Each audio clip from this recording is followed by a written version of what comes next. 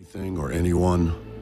Di awal film, kita diperkenalkan dengan Jack yang merupakan tentara pemburu harta karun profesional. Baik di lautan maupun di hutan, Jack dikenal sebagai ahli di bidangnya, disiplin, cekatan, dan penuh perhitungan. Namun, dunia kini sudah berubah total setelah badai matahari super dahsyat melanda. Peradaban manusia runtuh, teknologi hilang, populasi menurun, dan bumi kini dikuasai oleh hukum rimba.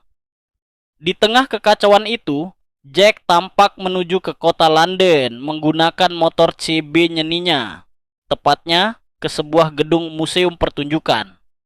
Rupanya, ia mendapat tugas dari putri Raja Inggris untuk mencari biola kesayangannya yang hilang.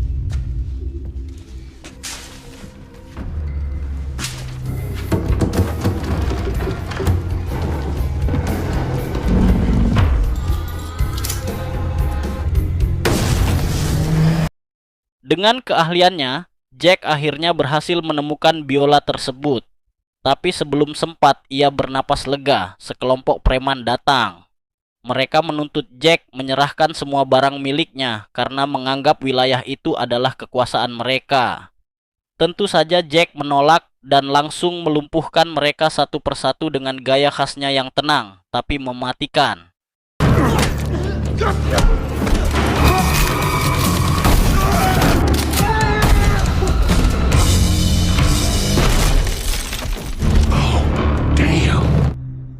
Setelah semuanya beres, Jack bergegas menuju istana kerajaan.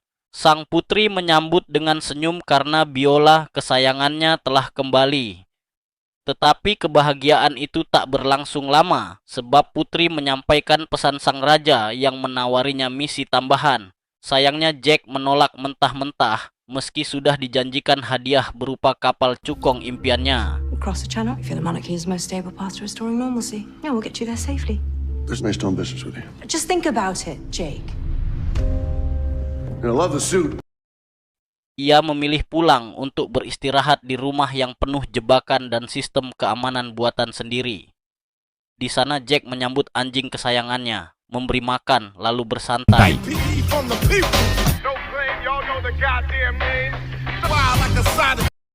Tak lama kemudian tidurnya terusik. Alarm rumah berbunyi, menandakan ada penyusup yang menginjak ranjau jebakannya. Saat diperiksa, ternyata orang itu adalah tentara Inggris yang datang membawa pesan langsung dari sang raja.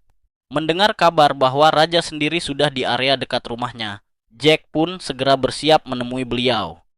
Sesampainya di lokasi, Jack bertanya mengapa sang raja sampai repot turun langsung. Sang raja pun menjawab bahwa ia ingin melihat keadaan rakyatnya sendiri.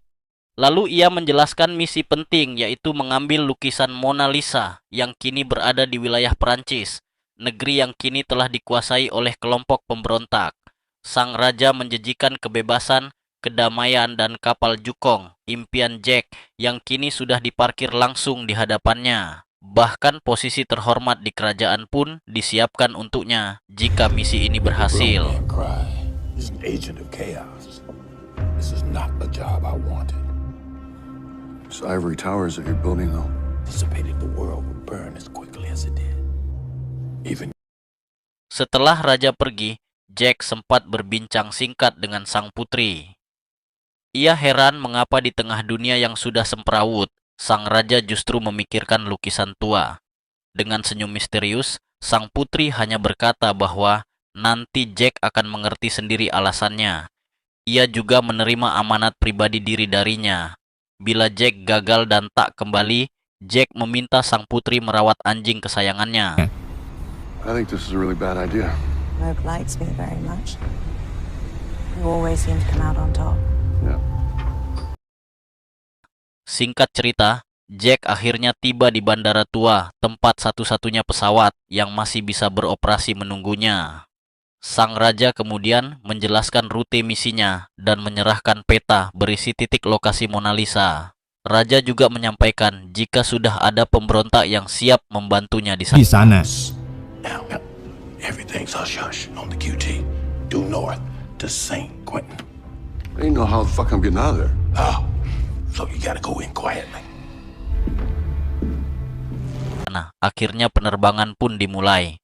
Tapi baru sementara lepas landas, pesawat itu mengalami kerusakan. Sang pilot memintakan Jack untuk segera memakai parasut untuk berjaga-jaga dan tidur saja agar tenang.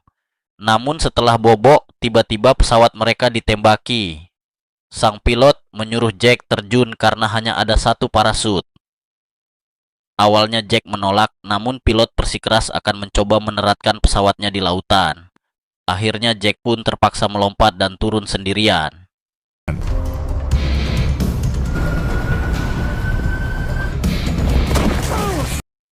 Setelah mendarat dengan selamat di kota Saint Quentin, Jack mulai menyusuri kota. Terlihat pemandangan runtuhan di mana-mana, bangunan terbakar dan sisa-sisa manusia yang hidup dari hasil penjaraan.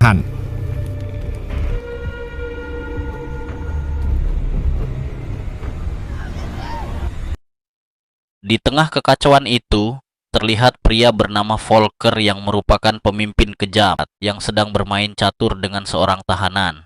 Saat tahu jika tahanan itu tidak bisa main catur, ia pun langsung membunuhnya tanpa ragu. They are a strong adversary.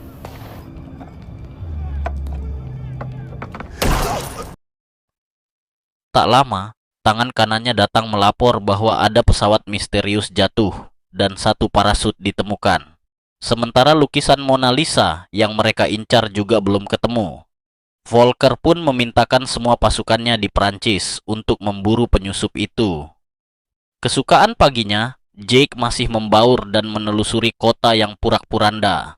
Ia berusaha mencari titik keberadaan lukisan tersebut. Saat melihat para pemberontak mengeksekusi warga yang menolak tunduk, kekhawatirannya semakin besar. Jake kemudian memutuskan mencari agen lain yang dikirim Raja Inggris lebih dulu, sesuai instruksi sang raja sebelumnya. Namun di tengah perjalanan, ia dipergoki oleh 3 pemberontak yang memintanya menyerahkan barang bawaannya. Tentu saja Jake menolak mentah-mentah hingga terjadi baku hantam sengit.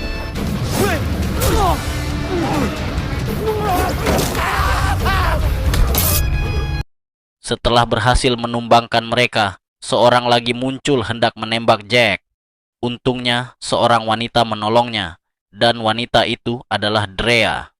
Drea membawa Jack ke tempat persembunyiannya. Mereka berjalan hati-hati di tengah pawai pasukan Volkov pimpinan Komandan Grisman yang jumlahnya sangat banyak. Tak lama, mereka adanya sampai di sebuah gereja tua yang ia jadikan markas. Di sana Drea memperkenalkannya kepada seorang Romo bernama Samson yang tahu misi mereka untuk mengambil Mona Lisa. Romo Samson bahkan memberikan sebuah peta yang memiliki kode dan menawarkan mobil anti peluru miliknya agar mereka bisa menempuh perjalanan jauh dengan aman. Could be a cipher. Yeah, sure. Sebelum pergi, Tria sempat mengobati luka-luka Jack sebelum berangkat. Namun situasi berubah tegang ketika pasukan Volkov yang dibimbing oleh Jenderal Grisman mengapung gereja dengan tang dan pasukan lengkap. Romo Samson langsung menyeru mereka segera kabur, sementara dirinya akan menghadang musuh. Tria sempat menolak, tapi Romo Samson bersikeras mereka sudah lelah hidup dalam ketakutan. Dengan tenang, ia pun keluar dan menghadang puluhan pemberontak. Saat ditanya oleh Grisman apakah ia menyembunyikan orang asing, Romo Samson mengatakan no, lalu dengan berani menembak Grisman. Sayangnya, ia meleset hanya kena lengannya saja. Sebelum harinya, ia sendiri gugur dihujani peluru. Bersama adegan itu, Jack dan Tria melawan sisa pemberontak di dalam lalu kabur menggunakan mobil Romo Samson.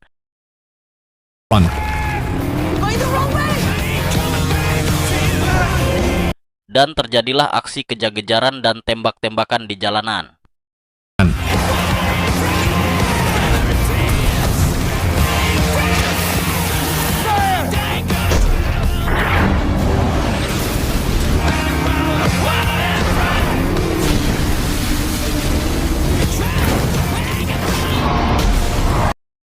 Meski dikepung tang dari segala arah, keduanya berhasil lolos dan melanjutkan perjalanan menuju kota Soli. tempat lukisan Mona Lisa diduga disembunyikan.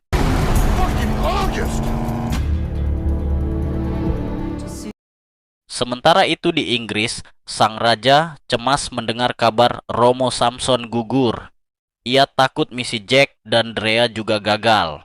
Namun sang putri meyakinkannya untuk tetap percaya bahwa Jack akan berhasil. Di malam harinya, Jack dan Drea berhenti di sebuah tempat sepi untuk beristirahat sambil memasak seblak di depan api unggun. Di setelah obrolan mereka, Drea menceritakan bahwa Volker dulunya adalah jenderal Prancis yang berkhianat setelah bencana badai matahari menghancurkan dunia. Ia kini memimpin para pemberontak dan juga mengincar Mona Lisa demi kepentingan gelapnya. Jack yang penasaran menanyakan apa istimewanya lukisan itu, tapi Drea hanya tersenyum dan berkata. Setelah itu, Drea memberinya origami sebuah kapal jugong agar bisa Jack jadikan penyemangat sesuai keyakinannya. Sadly more useful these days, I guess. I also know how to build a bomb big enough to take out a tank. Keesokan paginya, Volker dan pasukannya tiba di gereja menggunakan kereta baja. Di sana ia langsung menanyai Grisman, bawahannya yang gagal menangkap Jack dan Tria. Dengan gugup, Grisman pun berbohong jika mereka membawa pasukan banyak dan mengaku sudah berusaha keras. Bahkan menunjukkan jasad warga tak berdosa yang ia bunuh sebagai bukti. Ia berdalih 2 orang asing itu saatlah terlatih dan mungkin berasal dari militer. Namun Volker yang tak mengenal kata maaf langsung menembak mati Grisman di tempat. Tanpa membuang waktu, Volker memerintahkan pasukannya melanjutkan pengejaran menuju kota Soli. Sementara itu, Jack dan Tria akhirnya tiba di Soli dan menemukan gudang senjata tua milik militer Perancis. Mereka menduga disitulah lukisan Mona Lisa disembunyikan. Keduanya masuk dan meliksa setiap sudut. Namun, gudang itu ternyata sudah dijebol seseorang. Jack yang merasa ada kejanggalan terus mencari petunjuk hingga menemukan buku catatan berbahasa Perancis. Tria segera menerjemahkannya dan menemukan koordinat yang mengarah ke Depok, Tangerang. Namun Jack merasa petunjuk itu terlalu mudah, jadi ia pun mencocokkan ulang dengan peta pemberian Romo Samson. Benar saja ketika kode-kode itu dicocokkan, titik yang sebenarnya justru mengarah ke kota Simserhof. Belum sempat lega, mereka dikejutkan oleh munculnya sekelompok manusia aneh di luar gudang. Tria menjelaskan bahwa mereka adalah pribumi yang kehilangan akal karena badai matahari dan kini berubah menjadi kanibal. Saat kelompok itu mulai masuk, Jack dengan sigap menanam beberapa granat di sekitar pintu dan membawa Tria kabur lewat jalan belakang. Tak lama kemudian, ledakan besar pun mengguncang gudang, menghanguskan para kanibal di dalamnya. Dengan tenang, Jack dan Tria melanjutkan perjalanan.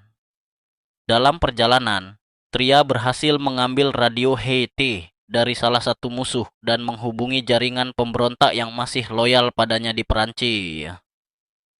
Tria meminta mereka segera menuju ke Simserhof untuk membantu misi pengambilan Mona Lisa, dan mereka berjanji akan tiba dalam 2 jam.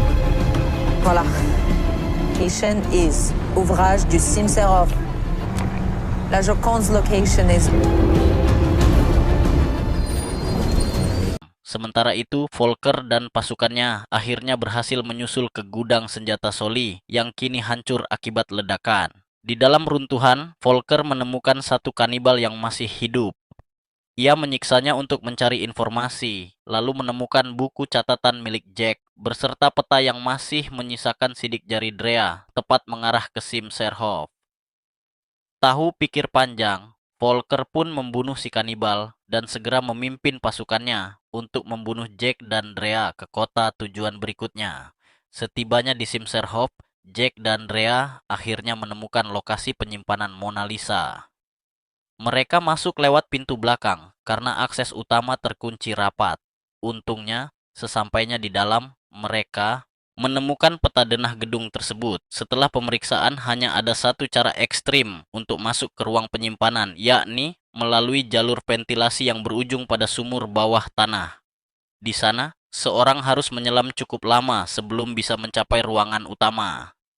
Tanpa ragu, Jack pun menawarkan diri untuk masuk, sementara Drea bertugas mematikan aliran listrik agar kipas Berhenti ventilasi berputar. berhenti berputar.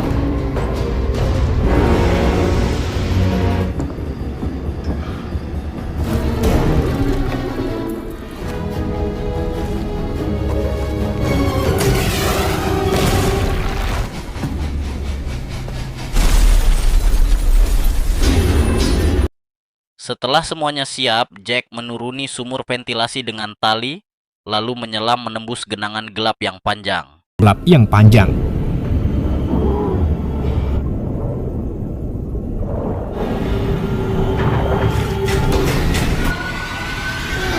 Akhirnya, ia berhasil mencapai daratan dan menemukan ruangan yang dimaksud. Sesuai janjinya, Jack membuka pintu utama dari dalam agar Drea bisa masuk. Saat keduanya akhirnya berhadapan dengan Mona Lisa, Jack justru terpaku karena di balik lukisan itu ternyata menempel sebuah bom atom raksasa yang memiliki kunci aktivasi. Seketika ia pun sadar, misi mereka bukan sekedar menyelamatkan karya seni melainkan mengambil senjata pemusnah massal. Jack pun kecewa berat karena Drea merahasiakan hal ini. Dengan nada menyesal, Drea menjelaskan bahwa Raja Inggris telah melarangnya membocorkan rahasia itu. Ia menerangkan bahwa bom tersebut dulunya dibuat Perancis untuk menyerang negara musuh. Namun rencana itu batal akibat batin matahari. Kini Raja Inggris khawatir bom itu jatuh ke tangan Volker yang pasti akan menggunakannya secara brutal. Karena itulah mereka dikirim untuk mengamankannya terlebih dahulu. Namun Jack tetap kecewa. Baginya, baik Raja maupun Volker sama-sama berpotensi menyalahgunakan kekuatan bom tersebut. Bom tersebut. Without this plug inserted, this bomb can't go off. And how many have to die while you're trying to stop him? Found. And you know it, Jake.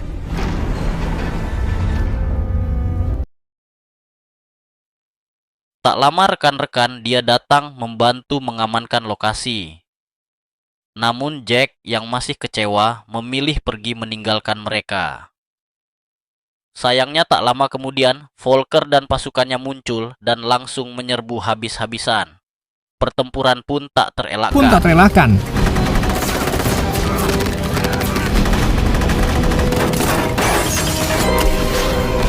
Pasukan Rhea yang kalah, jumlah akhirnya tewas satu persatu. Sementara Volker dengan angkuhnya mengambil bom atom yang kini ada di hadapannya. Ia juga membawa kunci aktivasi. Satu-satunya alat untuk menyalakan bom itu. Setelah memerintahkan pasukannya memuat bom ke kereta, Volker pun melarikan diri. Sementara itu Jack yang sedang menenangkan diri tiba-tiba melihat origami pemberian Rhea. Ia merasa ada firasat buruk dan segera kembali. Benar saja sesampai di gudang Simserhof, ia mendapati semua rekan Rhea telah tewas. Sementara Rhea sendiri terluka di dangkul. Tanpa pikir panjang, Jack pun minta maaf karena sempat meninggalkannya. Rhea memaafkannya, lalu menjelaskan bahwa mereka harus segera mengejar Volker sebelum ia sempat menghentikan bomnya. Jika gagal, dunia akan berakhir di tangan orang gila itu. Sorry I dragged you into this. Back to the city. To get there, it's got to cross the bridge. You're right, it was pointless. Mereka pun berangkat dengan mobil, mengejar kereta Volker yang melaju pelan karena kabut tebal. Di tengah perjalanan, Jack menyusun rencana untuk menghancurkan jembatan yang akan dilewati kereta tersebut. Sementara Volker langsung menembak mesinisnya karena keretanya melaju terlalu lambat. Sesampai dekat jalur rel, Jack melompat ke atas kereta dan bertarung habis-habisan melawan anak buah Volker.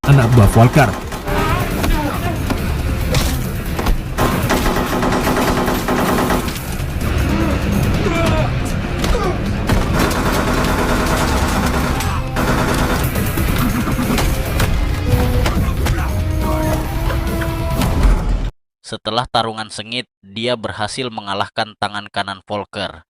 Namun belum sempat bernahpas lega, Volker muncul dan berusaha menembakinya tanpa henti. Jack yang lincah berhasil menghindar, lalu menancapkan besi ke tangan Volker hingga pria itu tak bisa bergerak. Jack lalu mengambil kunci pemicu bom atomnya. Sementara itu, Dre yang sudah tiba di jembatan langsung memasang mercon di kaki-kaki jembatan. Seketika, ledakan besar pun mengguncang rel dan membuat jembatan putus. Kereta milik Volkov pun terguling dan jatuh ke jurang. Volkov tewas ketika, dan bom atomnya ikut tenggelam ke dasar jurang. Melihat hal itu, Dre pun panik mencari Jack.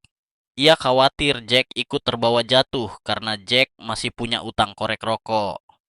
Namun tiba-tiba, Jack muncul dari balik kabut lalu memeluk Dre dengan lega. Ia juga menunjukkan kunci aktivasi bom yang berhasil direbut dari tangan Volker. Memastikan dunia kini kembali dan kembali aman. Beberapa hari kemudian, Jack kembali ke istana Inggris untuk menyerahkan kunci tersebut kepada sang raja. Dengan tegas, Jack ngambek karena dirinya tidak diberitahu sejak awal bahwa misi ini melibatkan senjata nuklir. Sang raja meminta maaf dan mengaku terpaksa merahasiakannya agar Jack tidak menolak. Setelah menyerahkan kunci, Jack pun resmi menuntaskan tugasnya. Sebagai penghargaan, raja memberikan hadiah yang dijanjikan, yaitu kapal jukung impiannya. 1 minggu kemudian, Jack terlihat berlayar di atas kapal jukung itu bersama Drea, menikmati lautan yang tenang tanpa perang dan kebohongan. Film pun tamat.